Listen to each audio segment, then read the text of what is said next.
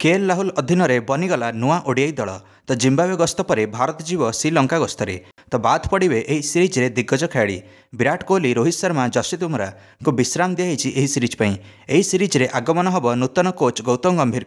तो भारत से 3 मैच विशिष्ट T20 सीरीज खेल और 3 मैच विशिष्ट ओडीआई सीरीज भी, जहाँकि जुलाई 27 रु आरंभ हो अगस्त 7 रे सर। T20 सीरीज रो कैप्टेन रहिबे हार्दिक पांड्या, ओडीआई सीरीज रो कैप्टेन रहिबे केएल राहुल।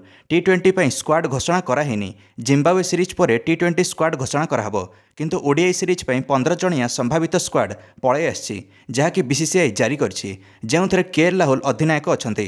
स्क्वाड रे सामिल अछंती 3 ओपनर सुमन गिल, यशस्वी जायसवाल, ऋतुराज गायकवाड। नंबर 3 स्थान पर श्रेयस अय्यर कमबैक करछंती टीम रे।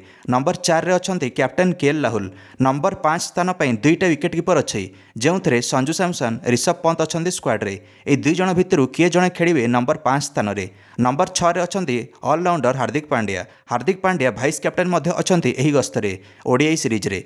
एणिकी नंबर 7 रे अछंती रविंद्र जडेजा, अक्षर पटेल। ए 2 जण भितरु किए जणे खेलिबे। एणिकी नंबर 8 रे अछंती कुलदीप यादव, रवि बिश्नोई। यांको 2 जणक भितरे कड़ा टक्कर हबो। ए 2 जण भितरु किए जणे खेलिबे नंबर 8 रे। नंबर 9 रे आसीबे मोहम्मद सिराज। नंबर 10 रे अर्शदीप सिंह। से भली नंबर 11 रे आवेश खान। यही स्क्वाड जीव श्रीलंका गस्तरे ओडीआई सीरीज खेलिया। गौतम गंभीर प्रथम थर पर कोच रूप से भारतर कार्यभार संभाळिबे एही सीरीज रु। से भली गौतम गंभीर निज सहित अभिषेक नायर को बैटिंग कोच रूप से रखा चाहते। से भाया बॉलिंग कोच रूप से विनय कुमार सामिल हेबे टीम रे। फील्डिंग कोच रूप से टी दिलीप कुमार निज स्थान बजाय रखिबे। से भली गौतम गंभीर कर डिमांड अछि जे केकेआर रेयान टेन डेस्कटे को कोचिंग स्टाफ रे सामिल करा जाऊ। दर्शक बंधु माने आगामी 2027 विश्वकप पर्यंत गौतम गंभीर कोच रूप से रहिबे भारत टीम रे। से भली चैंपियंस ट्रॉफी अच्छी 2025 रे, वर्ल्ड टेस्ट चैंपियनशिप अच्छी 2025 रे, 2026 रे T20 विश्वकप अच्छी, 2027 रे वर्ल्ड टेस्ट चैंपियनशिप। आ सब बड़ कथा 2027 रे विश्वकप अच्छी 50 ओभर, जहाँ हूँ मूल लक्ष्य भारतर जितिया।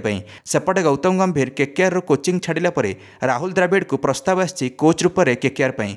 तो आशा अच्छी केकेआर को जमी गौतम गंभीर IPL जितेले 2024 रे, से भली प्लेयर रूप से जमी गौतम गंभीर 2007 T20 विश्वकप और 2011 50 ओवर विश्वकप रे बड़ योगदान देते भारत को जितियारे। से भली बड़ भूमिका तुलांतु 2027 पर्यंत, जहाँफल भारत सब ICC ट्रॉफी जितबारे सक्षम हो। आपण मैंने निज मंतव्य कमेंट दे वीडियो को लाइक और चैनल को सब्सक्राइब करदे समस्त क्रिकेट अपडेट्स। धन्यवाद।